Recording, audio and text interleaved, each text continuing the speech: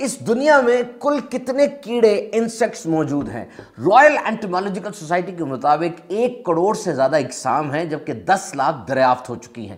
اگر تمام انسانوں کا وزن کیا جائے اور تمام کیڑوں کا وزن کیا جائے تو کیڑوں کا وزن انسانوں سے 70 گنا زیادہ ہوگا۔ اتنے ڈھیر سارے کیڑوں میں سب سے ذہین اور انٹیلیجنٹ کون ہے؟ 2 ہیں، ہنی بی اور اینٹس یعنی چونٹیاں۔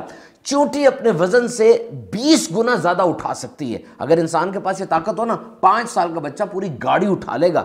12,000 سے زیادہ چونٹیوں کی اقسام دریافت ہو چکی ہیں اور یہ اس زمین پر 110 ملین سالوں سے آباد ہے۔ پوری دنیا میں سوائے انٹارکٹیکا کے وہ جو برفانی بر اعظم ہے، انہوں نے ہر جگہ اپنی کالونیز بنا لی۔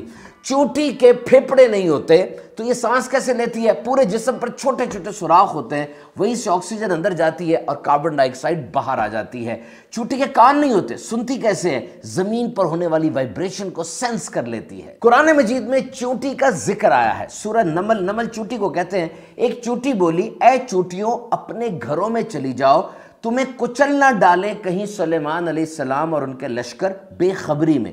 علماء فرماتے ہیں کہ وہ چونٹی جس نے سب کو وارننگ دی تھی وہ فیمیل چونٹی تھی، وہ کوئین یعنی ملکہ چونٹی تھی۔ اور آج میرے سامنے university of Miami school of marine and atmospheric science کی ریسرچ ہے کہ تمام کیڑوں میں سب سے بڑا دماغ چونٹی کا ہوتا ہے، 2.5 لاکھ نیورونز ہیں۔ یہ باقاعدہ آپس میں کمیونیکیٹ کرتی ہیں اور اگر کوئی خطرہ ہو تو جو لیڈر ہے، کوئین ہے، وہ سب کو اس خطرے کے بارے میں انفارم بھی کرتی ہے اور زبردست کالونیز بنا کر یہ رہتی ہے۔ اب یہ اتنا چھوٹا سا کیڑا 0.72 ملی میٹر سے 55 ملی میٹر تک اس کا سائز ہوتا ہے۔ یہ جب اپنے بل سے نکلتی ہے نا، دور جا کر کھانا حاصل کرتی ہے اور ڈائریکٹ اپنے بل میں واپس آتی ہے، رستہ نہیں بھولتی، کوئی جی پی ایس، کوئی گوگل میپ نہیں ہے۔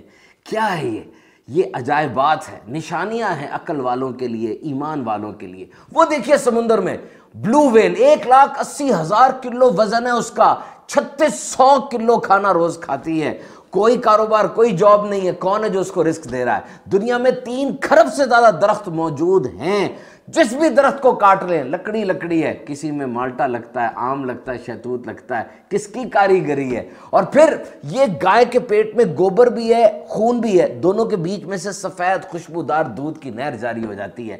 سوچئے، اور یہ جو جہاز اڑتے ہیں، نیویگیشن کا پورا سسٹم ہوتا ہے، کنٹرول ٹاور ہوتا ہے، اور اگر ذرا سی غلطی ہو جائے ٹیک آف میں، لینڈنگ میں، تباہی مچ جائے گی۔ لیکن یہ پرندے، بالخصوص بارڈ ٹیلڈ گوڈوٹ، 16 انچ کا پرندہ ہی ہے، 12,000 کلومیٹر کی نان سٹاپ فلائٹ ہے اس کی، اترتا نہیں زمین پر، 12,000 کلومیٹر تک اڑتا چلا جاتا ہے۔ قرآن مجید میں آیا، اور کیا انہوں نے اپنے اوپر پر پھیلاتے اور سمیٹتے پرندے نہ دیکھے؟ انہیں رحمان کے سوا کوئی نہیں روکتا۔